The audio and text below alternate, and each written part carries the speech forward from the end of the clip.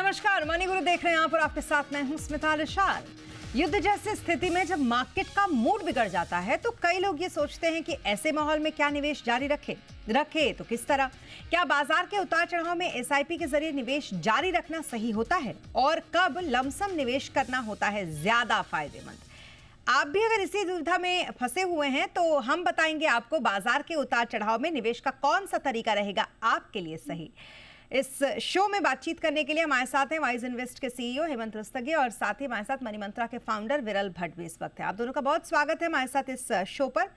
और क्योंकि युद्ध जैसी स्थिति में हमेशा सर हम ये देखते हैं कि मार्केट काफ़ी वॉलेटाइल होता है, जो आजकल है भी। हालांकि कुछ दिन अच्छी रिकवरी भी हम मार्केट में देख रहे हैं, लेकिन अगर ज़्यादातर आप दिन देखेंगे मार्केट के तो वो तेज गिरावट वाले ही रहते हैं। ऐसे में जो एसआईपी निवेशक होता है उसके दिमाग में सबसे पहले यही आता है कि क्या अभी भी एसआईपी जारी रखे क्या, क्योंकि कई बार हमने ये देखा है, ये ऑब्जर्वेशन है कि एसआईपी से निवेश करने वालों को लगता है कि अगर 1-2 महीने का वो पॉज भी ले लेंगे तो क्या बिगड़ जाएगा, इस तरीके से वो सोचने लगते हैं। सर, ऐसे लोगों की जो दुविधा इस वक्त चल रही है दिमाग में, एसटीपी कर ले, लमसम कर ले, एसआईपी कर ले, इस पर क्या कहना चाहेंगे आप? देखिए स्मिता, आपने बिल्कुल सही कहा। इक्विटी मार्केट जो है बाय नेचर वॉलेटाइल है। समय समय पे मार्केट में उतार चढ़ाव होते हैं, उसके कारण बदलते रहते हैं। कभी जियोपॉलिटिकल इश्यूज है, कभी इकोनॉमिक इश्यूज है, कभी कोई भी इश्यूज से मार्केट में हम देखते हैं समय समय पे वॉलेटिलिटी होती है। तो I think as an equity investor, जब भी आप इक्विटी में इन्वेस्ट करें, स्पेशली जब आप म्यूचुअल फंड के द्वारा इन्वेस्ट करते हो, तो आपको मेंटली इस चीज के लिए तैयार होना होगा कि ये इसका सामना आपको करना पड़े। अब ये कभी कभी क्या है, कहना आसान है, इन्वेस्टर्स के लिए उसको इम्प्लीमेंट करना थोड़ा सा मुश्किल होता है। और इसीलिए आई थिंक एक जो सबसे सही तरीका है वो है सिस्टमैटिक इन्वेस्टमेंट प्लान के द्वारा इन्वेस्ट करना। उसके जैसा कि हम जानते हैं कि काफी सारे फायदे हैं। एक तो आप छोटी छोटी रकम से बड़ी रकम बनाते हो। दूसरा, आप अपने जो इन्वेस्टमेंट प्रोसेस है उसमें से कहीं ना कहीं इमोशंस को बाहर निकालते हो। एज एन इक्विटी इन्वेस्टर आपका सबसे बड़ा दुश्मन है आपके इमोशंस, जब टेक ओवर करते हैं। जैसा आपने बिल्कुल सही कहा, जब मार्केट में वॉलेटिलिटी होती है, हमें डर लगता है कि अभी ये मार्केट में गिरावट हो रही है तो मैं इसमें क्यों लगाऊं।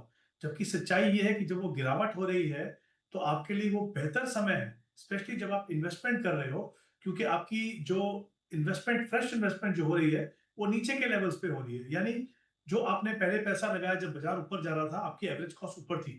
जब आप नीचे के बाजार में जब पैसा इन्वेस्ट करते हो तो उतने ही पैसे से आपको ज्यादा यूनिट मिलती है। उसका मतलब क्या है कि आपकी एवरेज कॉस्ट नीचे आती है। उसका फायदा क्या होता है, जब मार्केट, हमेशा हमें पता है अलग अलग फेज होते हैं, या तो मार्केट कभी ऊपर जाता है, कभी नीचे आता है, कभी वॉलेटाइल होता है, तो एक जैसा मार्केट तो कभी रहेगा नहीं।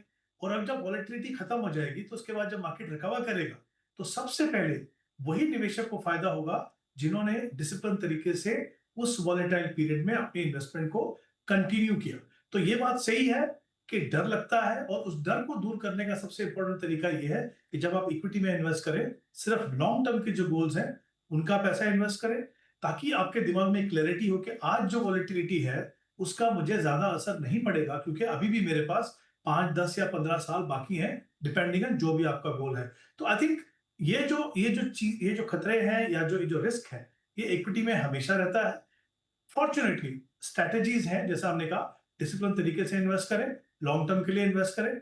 और अगर आप ये करते हैं तो इनफैक्ट आप देखेंगे कि जो वॉलेटिलिटी है, जिससे अमूमन निवेशकों को डर लगता है, वो आपके फेवर में काम करती है, क्योंकि आपका एवरेज कॉस्ट नीचे आता है, आपको बेनिफिट ज्यादा होता है। तो आई थिंक इंपॉर्टेंट है कि अगर आप मेंटली तैयार हो वॉलेटिलिटी के लिए, आपके गोल्स क्लियर हो और टाइम होराइजन बहुत क्लियर हो, तो फिर आपको वॉलेटिलिटी से बिल्कुल डरना नहीं है। कुछ भी ऐसा करना नहीं है जिससे आपके फाइनेंशियल फ्यूचर को नुकसान हो। बिल्कुल। अब जब बात पैसों की आ जाती है तो जब एग्जाम्पल भी पैसों से दिया जाए तब पता चलता है कि रुपए कॉस्ट एवरेजिंग का दरअसल आपको फ़ायदा मिलता कैसे है। और जब यहाँ पर आप कैलकुलेशन करके विरल बताएंगे ना, तो खटाक से लोगों के दिमाग में जाएगा कि अच्छा ये होता है, क्योंकि आप कितना भी कहेंगे वो उतना नहीं समझ पाते जितना पैसों की बात कर दीजिए तुरंत समझ में आता है। विरल, थोड़ा समझाएंगे ये रुपए कॉस्ट एवरेजिंग का फ़ायदा वॉलेटाइल मार्केट में एसआईपी के जरिए कैसे मिलता है? एब्सोल्युटली स्मिता, आपने बहुत सही कहा कि सबसे बेस्ट एडवांटेज क्या होता है एसआईपी में निवेश करना। अभी देखिए, एसआईपी को मैं ना एक एनालॉजी के पॉइंट ऑफ व्यू से समझाना चाहूँगा। हम ऐसा कहते हैं कि बूंद बूंद से समंदर बन सकता है, राइट। अभी जब समंदर की बात करते हैं तो समंदर में लो टाइड भी आते हैं और हाई टाइड भी आते हैं। यानी कभी कभी समुंदर शांत होता है और कभी कभी समुंदर में तूफान भी आता है। पर ये दोनों चीज़ों में जब हाई टाइड या लो टाइड आता है तब हम अपॉर्चुनिटी हम देखते हैं कि कैसे बेस्ट अपॉर्चुनिटीज से मैं वो उसका फ़ायदा उठा सकूं। बेस्ट फ़ायदा एसआईपी का है रुपी कॉस्ट एवरेजिंग। अभी मैं एग्जांपल के पॉइंट ऑफ व्यू से अगर मैं दर्शकों को समझाऊं तो हम एक लेते हैं कि कोई पर्सन, कोई इंडिविजुअल इन्वेस्टर 10,000 की एसआईपी करता है और जब एनएवी 50 रुपया होती है, 50 रुपीस जब उसकी एनएवी होती है तो आपको 200 यूनिट्स मिलते हैं। अभी मार्केट वॉलेटाइल हुआ, मार्केट में डाउनसाइड आया, 50 रुपये की एनएवी 40 रुपया हो गई तो आपको 250 रुपीज़ 250 यूनिट्स मिलते हैं, राइट। अभी वही एनएवी 40 से 60 हो जाती है, मार्केट अच्छा है, मार्केट रिकवर हो जाता है, तो वो 60 रुपीज़ की जब एनएवी हो जाती है तब आपको यूनिट्स मिलते हैं 167, यानी 200 यूनिट्स, फिर लोअर साइड पे 250 यूनिट्स, फिर 167 यूनिट्स। तो ये जो यूनिट्स एक्यूमुलेशन होती है और वही यूनिट्स एक्यूमुलेशन में आपको रुपी कॉस्ट एवरेजिंग मिलती है। यानी वेल्थ क्रिएशन कब सही से हो सकती है, एसआईपी क्यों हम ऐसा कहते हैं कि एक ऐसी स्ट्रेटेजी है जो एनी मार्केट में काफ़ी अच्छे से चल सकती है।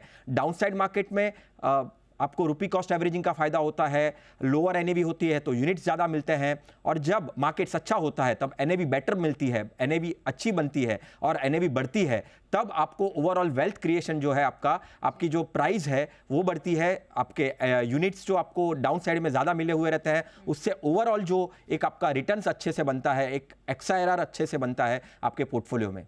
ओके, अब चलिए बात थोड़ा लमसम निवेश की भी कर लेते हैं। तो सबसे पहले मैं आपसे जानना चाहूँगी हेमंत सर, मुझे ये बताइए कि लमसम निवेश जो है वो कब काम आता है और कब कब एसआईपी से ज़्यादा बेहतर होता है किसी के लिए लमसम में पैसा लगाना? जिस पिता जैसे मैंने पहले कहा कि मार्केट के सिनेरियो बदलते रहते हैं, मार्केट का जो बिहेवियर है वो बदलता रहता है, तो उसमें कभी लमसम काम करेगा, कभी एसआईपी काम करेगा। तो इम्पोर्टेंट चीज ये है कि पहली बात तो आप एक समझ लें कि अगर हर निवेशक के शायद ये पॉसिबल ना हो कि वो एसआईपी से इन्वेस्ट कर सके। ऐसे जो इनकम जो लोग हैं, जो बिजनेसमैन हैं, जो सेल्फ एम्प्लॉयड हैं, जिनकी इनकम थोड़ी इरेटिक है, हर महीने नहीं कर सकते हैं, तो वो लमसम इन्वेस्ट करते हैं। जो लोग एसआईपी इन्वेस्ट करते हैं वो एसआईपी के साथ साथ जब भी उनके पास लमसम आता है, जैसे हम हमेशा बात करते हैं कि अगर आपके पास बोनस आया या आपके पास एक बड़ी रकम आई तो उसका क्या करें, तो हम हमेशा कहते हैं कि जो कॉम्बिनेशन है लमसम का और एसआईपी का वो आपके लिए लॉन्ग टर्म में बहुत अच्छे से काम करता है। अब अगर ऑब्वियसली दोनों अलग अलग स्ट्रैटेजीज हैं, दोनों के अपने अपने प्रोज एंड कॉन्स हैं, यानी फायदे और नुकसान है। तो अगर हम लमसम की बात करें कि वो कैसे माहौल में काम करता है, तो जैसे मैंने पहले भी कहा था कि मार्केट में अलग अलग मूड्स हैं, अलग अलग फेजेस हैं। एक ऐसा फेज होता है जब एक अच्छा खासा लंबा बुल रन चलता है, तो जैसे अगर मैं पीछे जाए तो 2003 से 2008 के स्टार्टिंग तक वो जो लंबा जो बुल रन था उसमें भी वॉलेटिलिटी थी, ऐसा नहीं कि उसमें वॉलेटिलिटी नहीं थी, लेकिन जो ट्रेजेक्टरी थी मार्केट की वो ऊपर थी। हम 3,000 से 21,000 पे गए, 7 गुना मार्केट बढ़ा। तो जब ऐसे फेजेस हैं और आप अगर मान के चलिए कि किसी ने 2003 या 2004 या 2005 में अगर लमसम इन्वेस्टमेंट किया होगा और उसको अगर मैं कंपेयर करूं किसी निवेशक से जिसने 4 या 5 साल एसआईपी से इन्वेस्ट किया होगा, तो जाहिर सी बात है कि एसआईपी के जो इन्वेस्टर हैं उनकी जो इन्वेस्टमेंट है वो हरदम, शायद हर इंस्टॉलमेंट तो नहीं, बट एवरेज जो होगी वो हायर लेवल पे जाती है। तो उसको उस समय पे अगर आप देखेंगे तो लमसम की जो जो रिटर्न्स होंगी वो एसआईपी से कहीं बेहतर होगी। और उसके बाद जब फॉल होता है, क्योंकि एवरेज कॉस्ट आपकी एसआईपी में बढ़ गई, तो जब फॉल होगा तब भी आपको थोड़ा नुकसान उस समय पे शॉर्ट टर्म में ज्यादा हो सकता है। तो ये मेरा मानना है कि क्योंकि अलग अलग फेजेस हैं और हर बार इतना लंबा बुल रन नहीं मिलता है, तो कभी हो सकता है कि 6 महीने का बुल रन हो, उसके बाद मार्केट में करेक्शन आए, तो उस फेजेस में लमसम अच्छा करेगा। क्योंकि उन दोनों को टाइमिंग करना, उन दोनों को एंटिसिपेट करना बहुत ही मुश्किल है। तो इसीलिए दोनों का जो कॉम्बिनेशन है लमसम और एसआईपी, वो हमेशा आपके फायदे के लिए काम करता है, क्योंकि आप ये जानना बहुत ही मुश्किल है कि अगले 6 महीने में मैं अभी एसआईपी बंद करके लमसम करूं या लमसम को बंद करके मैं एसआईपी करूं, वो नहीं काम करता है। और सबसे बड़ा फायदा यही है दोनों को जब मिक्स करके आप इन्वेस्ट करते हो कि आपको दोनों मार्केट में जो पैटर्न उभर के आते हैं उसका दोनों का आपको फायदा होता है। तो क्लियरली जब लंबा बुल रन हो या बुल रन का फेज हो तो लमसम इन्वेस्टमेंट अच्छा करेंगी, लेकिन ऐसा कभी होता नहीं है कि एक ही फेज रहेगा, वॉलेटिलिटी आती है तो फिर एसआईपी जो है वो आपको बेहतर रिटर्न देती है। तो मेरा मेरा ये मानना है कि दोनों का जो कॉम्बिनेशन है वो निवेशकों के लिए बहुत अच्छा रिजल्ट देता है। ओके, चलिए। ऐसे में अब ये जानना भी ज़रूरी हो जाता है विरल कि जो ट्रैक रिकॉर्ड है वो क्या कहता है, डेटा क्या कहते हैं दोनों के कंपैरिजन में, किसने ज़्यादा बेहतर किया है? एब्सोल्युटली, यानी कोई भी चीज़ को अगर हमको समझना है तो वो डेटा के पॉइंट ऑफ व्यू से हम आइडिया लगा सकते हैं। हालांकि ये जो बात आपने कही, ये जो सवाल कहा, उसके पहले हेमंत जी ने काफ़ी एक अच्छी बात कही।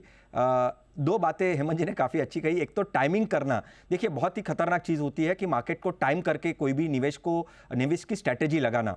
यानी मैं ऐसा सोचूंगा कि भाई मार्केट अभी बहुत ही नीचे जाने वाला है तो मैं एसआईपी करूंगा, और मार्केट बहुत नीचे जाने वाला है तो मैं लमसम करूंगा। यानी मार्केट को टाइम कर स्ट्रैटेजी को करना ना, वो बहुत ही गलत हो सकता है। और मुझे लगता है कि दोनों की स्ट्रैटेजी, जो हेमंत जी ने भी कहा कि दोनों स्ट्रैटेजी काफ़ी इंपॉर्टेंट है। वैसे कोई देखने जाए तो कोई क्लियर विनर नहीं है। अगर मैं 95 से लेकर 2025 तक का भी डेटा देखूं, और मैंने एक थोड़ा सा वर्किंग भी किया, तो वहां पे 12% का CAGR दिख रहा है, राइट। अभी वो 12% का CAGR आप SIP के पॉइंट ऑफ व्यू से भी देखें तो भी दिख रहा है, आप लमसम पॉइंट ऑफ व्यू से भी करें तो भी दिखता है। क्योंकि मार्केट जब ज़्यादा वॉलेटाइल होता है तब SIP बहुत अच्छे से काम करती है। यानी वॉलेटिलिटी आती है, कभी अप कभी डाउन। आपने जैसे स्टार्टिंग में ही आप शो के शुरू में आपने कहा कि 2-3 दिन मार्केट डाउन रहता है, 1-2 दिन वापस से आप मिल जाता है। तो ऐसे माहौल में आपकी SIP की स्ट्रेटेजी, SIP की इन्वेस्टमेंट्स काफ़ी अच्छे से चलेगी। बट जैसे मैं थोड़ा फेजेस के पॉइंट ऑफ व्यू से अगर कहूं कि जैसे कोविड का फेज आ गया था, तो कोविड के फेज में क्या हुआ था कि जैन फेब मार्च 2020 में मार्केट ऑलमोस्ट 30-40-50% डाउन चला गया था। तो वो टाइम पर जो इतना ज़्यादा डाउन, कुछ कम समय में इतना ज्यादा डाउन हो गया, तो वहां पे लमसम के मौके आपको मिलेंगे और वन टाइम इन्वेस्टमेंट्स आप डेफिनेटली कर सकते हैं। तो मेरे हिसाब से कोई क्लियर विनर नहीं है। दोनों स्ट्रेटेजी काफी अच्छी तरीके से आप वर्कआउट कर सकते हैं, पर मार्केट को टाइम लगाकर करना, ये मुझे लगता है कि गलत साबित हो सकता है। ओके, चलिए, यानी कि कोई क्लियर विनर नहीं है, हमें पता चल गया। लेकिन अब आपकी तरफ से हेमंत जी, मैं ये चाहूंगी कि एक सलाह उन लोगों को जिसके लिए हमने ये शुरू की थी, जिनको ये दुविधा रहती है कि लमसम करना चाहिए या SIP करना चाहिए, आपकी तरफ से उन्हें क्या सलाह रहेगी? स्मिता, सबसे पहले तो मैं कहूंगा कि इक्विटी आपके पोर्टफोलियो का बहुत ही इंटीग्रल पार्ट होना चाहिए, स्पेशली जब आपको लॉन्ग टर्म के लिए इन्वेस्ट करना है, क्योंकि वहां पे आपको रियल रेट ऑफ रिटर्न कमाना है, यानी आपको इन्फ्लेशन को बीट करना है। और अगर एक एसेट क्लास ऐसी है जिसमें वो पोटेंशियल है कि जो आपको इन्फ्लेशन से बेहतर रिटर्न दे सके, वो इक्विटी है। तो पहली बात तो ये कि अगर मन में थोड़ी दुविधा भी हो, डर भी हो, तो भी धीरे धीरे अपना इक्विटी का एलोकेशन बढ़ाइए। उसके बिना आप वेल्थ क्रिएट नहीं कर पाएंगे। दूसरी बात, और क्या चीज करनी चाहिए, हमेशा एक एसेट एलोकेशन को फॉलो कीजिए। यानी जो शॉर्ट टर्म के जो गोल्स हैं, वहां पे आप फोकस कीजिए कि आपका कैपिटल प्रोटेक्शन पे ध्यान रहे। मीडियम टर्म में आपको प्रोटेक्शन भी चाहिए, आपको लॉन्ग टर्म भी रिटर्न भी चाहिए। तो आप एक हाइब्रिड का जो पोर्टफोलियो होता है उस तरह का पोर्टफोलियो बनाएंगे। लॉन्ग रन में, जैसे मैंने कहा, आपको real rate of return positive चाहिए, तो आपको इक्विटी में इन्वेस्ट करना है। तो एसेट एलोकेशन को फॉलो कीजिए। दूसरी बात, अपनी जो इन्वेस्टमेंट है, स्पेशली जब आप SIP से इन्वेस्ट करते हो, तो अपने इनको गोल्स के साथ अलाइन कीजिए। यानी आपका रिटायरमेंट का पैसा, आपके बच्चों की एजुकेशन, या आपको कभी घर खरीदना है, उसके साथ जब अलाइन करेंगे तो वो आपको बहुत ही ज्यादा क्लैरिटी देगा कि मेरे पास कितना लंबा समय है। और अगर मेरे पास लंबा समय है, जैसे मैंने पहले भी कहा, तो फिर डर मुझे तब भी लगेगा, लेकिन मैं उस सिचुएशन में एटलीस्ट नहीं होगा कि मैं पैनिक करूंगा या फिर मैं ऐसी कोई गलती करूंगा जो मेरे लॉन्ग टर्म में मुझे नुकसान करे। तो टाइम होराइजन की क्लैरिटी बहुत ही इंपॉर्टेंट है। और SIP से इन्वेस्ट करने में, जैसा मैंने पहले भी कहा, जो इमोशंस हैं आपके जो इन्वेस्टमेंट प्रोसेस में, वो बाहर निकल जाते हैं, क्योंकि वो इमोशन जो है कहीं ना कहीं में हमें काफी बार मजबूर करते हैं कि हम ऐसे डिसीजन लें जो लॉन्ग टर्म में हमारे लिए अच्छे ना हो। एसेट एलोकेशन को फॉलो कीजिए, एक डाइवर्सिफाइड पोर्टफोलियो बनाइए। ध्यान रखिए हमेशा कि इक्विटी एक अग्रेसिव एसेट क्लास है, उसमें बहुत ज्यादा एग्रेसिव एलोकेशन करके सेक्टर फंड, थीमेटिक फंड में अगर आप ये सोचते हैं कि हमेशा आपको अच्छा रिटर्न मिलेगा, तो वो मुझे लगता नहीं वो सही स्ट्रैटेजी है। एक डाइवर्सिफाइड पोर्टफोलियो बनाइए, एसेट एलोकेशन को फॉलो कीजिए और डिसिप्लिन तरीके से इन्वेस्ट करते रहिए। सही मायने में जो इक्विटी का आपको फायदा मिलना चाहिए लॉन्ग रन में, वो डेफिनेटली आपके पोर्टफोलियो को मिलेगा। एक बेहतर स्ट्रैटेजी हमने यहाँ पर जानी, एक कंपैरिजन भी बहुत अच्छा हमने SIP और उसका माफ़ कीजिएगा लमसम का यहाँ पर जाना, और बहुत सारे लोगों को जो दुविधा थी जिसकी हमने शुरुआत में बात की, वो ज़रूर आज इसे देखकर दूर हुई होगी। अब रुकेंगे यहाँ पे एक छोटे से ब्रेक के लिए। ब्रेक के बाद आज मनी गुरु में हम ले रहे हैं कुछ कॉलर्स और कुछ मेल से आए सवालों के जवाब, और उसके किस तरीके के सवाल हैं, कैसे उसके जवाब हैं, ये तमाम बातें आप जानेंगे ब्रेक के बाद।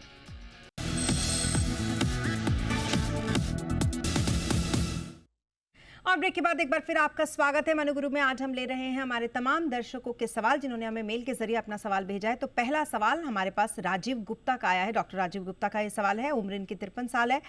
मैं चाहूंगी कि आप इस सवाल का रिव्यू करें विरल। इसमें उन्होंने कहा है कि मौजूदा जो निवेश है वो 50,000 की SIP फिलहाल वो कर रहे हैं। पोर्टफोलियो की वैल्यू इनकी अच्छी खासी 3 करोड़ हो चुकी है। 10 से 15 साल का टारगेट इनका अभी भी है और फंड्स इनके बहुत सारे इनके पोर्टफोलियो में हैं, जैसे HDFC का डिफेंस फंड है, HDFC का ही फ्लेक्सी कैप फंड है, ICICI प्रो का मल्टी एसेट एलोकेशन फंड इनके पास है, HDFC का ही मिड कैप फंड इनके पास है, Nippon India large cap fund है, इल्वेस का इनके पास MSCI India health care fund इनके पास है, बंधन स्मॉल कैप फंड है, ICICI pro Nasdaq 100 index fund है। यानी कि काफ़ी सारे इंडेक्स और साथ में थीमेटिक फंड इनके पास काफ़ी सारे भरे हुए हैं। क्या सलाह रहेगी इन्हें आपकी विरल? कुछ कुछ चीज़ें मैंने ऑब्जर्व की है पोर्टफोलियो पॉइंट ऑफ व्यू से। पहले तो थोड़ा पोर्टफोलियो को रिस्ट्रक्चर करना होगा। पोर्टफोलियो रिस्ट्रक्चरिंग में मैं कहूँगा कि आप HDFC flexi cap, ICICI pru का multi asset, HDFC mid cap, Nippon India large cap, right, और ICICI का नेस्डेक 100, ये जो फंड्स हैं, टोटल 5 जो फंड है उसमें आपको कंटिन्यू रहना है। आपका जो एलोकेशन है वो रिड्यूस करना है, वो 2 फंड्स में रिड्यूस करना है। एक तो HDFC का डिफेंस फंड और एक है इडलवाइस का हेल्थ केयर फंड, जो भी वो भी ग्लोबल वाला फंड है, राइट। और एलोकेशन वाइज भी HDFC फ्लेक्सी कैप में 8,000 की SIP आपको रखनी है, HDFC मिड कैप में आपको 12,000 की SIP रखनी है, निपॉन के लार्ज कैप में 12,000 की SIP, ICICI का मल्टी एसेट में 8,000 की SIP, ICICI का जो नेस्डेक वाला फंड है उसमें 5,000 की, और पराग परिक का जो फ्लेक्सी कैप है वो उसमें आपको ऐड करना है, न्यू स्टार्ट करना है और 5,000 की SIP करनी है। तो जो 50,000 का एलोकेशन है आपको इस तरह से रखना है। और रही बात आपके प्रोजेक्शन के पॉइंट ऑफ व्यू से, तो 3 करोड़ आपका एग्जिस्टिंग कॉर्पस है। 12% कैगर से अगर मैं उसको कैलकुलेट करूं, 10 साल में कम से कम 9 करोड़ 30 लाख आप जमा कर पाएंगे। यानी ओवरऑल जो एग्जिस्टिंग 3 करोड़ है वो आपके 10 साल में 9 करोड़ 30 लाख बन जाएंगे। और अभी से जो और 50,000 की आप SIP कंटिन्यू करेंगे, जिसका एलोकेशन मैंने ऑलरेडी कह दिया है, 12% अनुमान से कम 1 करोड़ 16 लाख बनेंगे।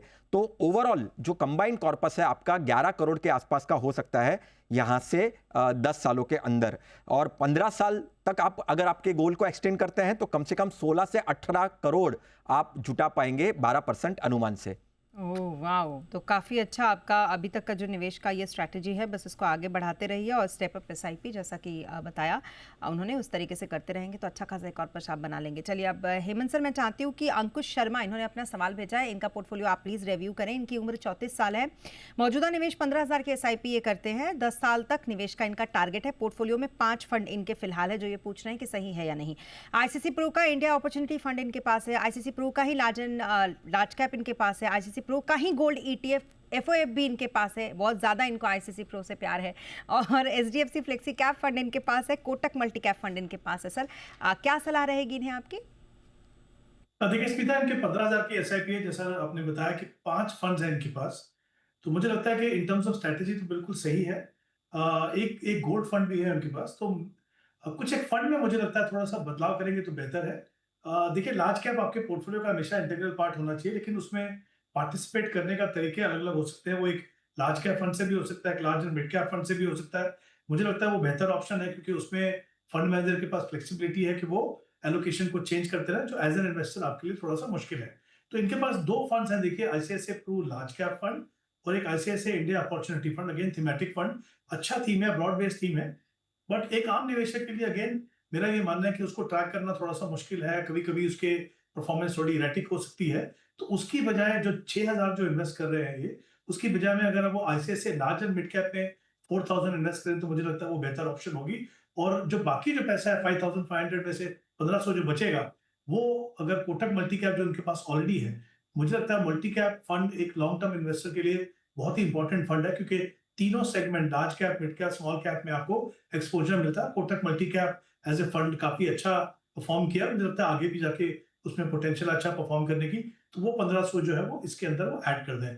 गोल्ड फंड की बजाय अगर मैं उनका एलोकेशन देखूं तो मुझे लगता है कि एक मल्टी एसेट फंड जो है वो बेहतर रहेगा। अगेन मैं फ्लेक्सिबिलिटी पॉइंट ऑफ व्यू से देख रहा हूँ, अगर वहां चाहें तो वो गोल्ड फंड की जगह White Oak multi asset fund देख सकते हैं। ओके, चलिए, तो कुछ बदलाव आपके पोर्टफोलियो में जो हेमंत सर ने बताया है, और इस बदलाव के साथ ही जो टारगेट आप अचीव करना चाहते हैं वो आराम से कर लेंगे। इसी के साथ thank you so much Hemant sir हमारे साथ इस शो पर जुड़ने के लिए। विरल, थैंक यू सो मच हमारे साथ इस शो पर जुड़ने के लिए। और अभी के लिए मनी गुरु में बस इतना ही। आप बने रहें जी बिजनेस के साथ। नमस्कार।